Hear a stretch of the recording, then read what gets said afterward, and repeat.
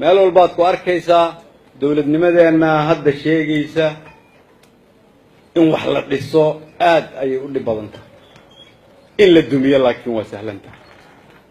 haddii marka uu wax noo dhisan yihiin wax walba oo noo dhisan haddii aan Soomaali nahay waa inaan ku far adeegnaa inta noo dhisan annagoo haysana ayaa la rabaa inaan sii dhisno sidaas daraadeed waxaad tihiin hormuudkii nabadda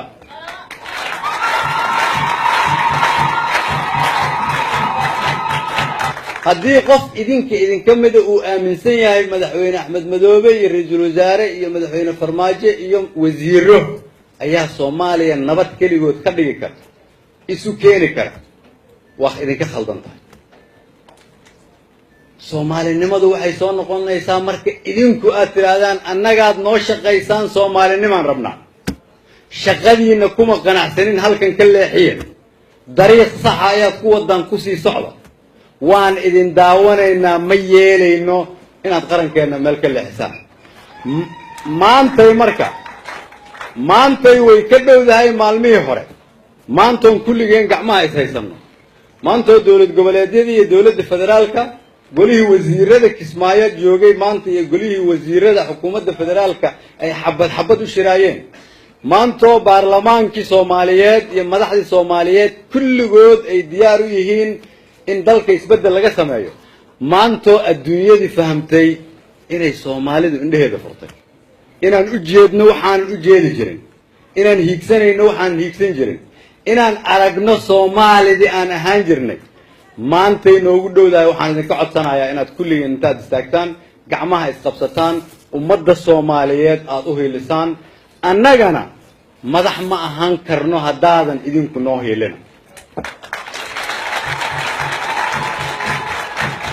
dal ma dhisi karno haddaadan nala dhisina waxaan mar labaad idin sheegayaa dawladda federaalka idinkaa iskale idinkay idin adeegtaa idinkay idin matashaa ma aha inaad ka fikirtaan ama ka walwashaan inay idinku xadgudbayso ra'iisul wasaare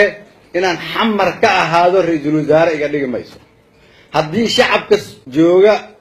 Kismaayo oo ah dad Soomaaliyeed aan ra'iisul wasaare u ahayn xaafada xamar kaligooda qofna ra'iisul wasaare uma noqon karo madaxweyne Axmedna xaafada Kismaayo kuma filmo wayna deeq weysay qabiilkii wayna deeq weysay gobolkii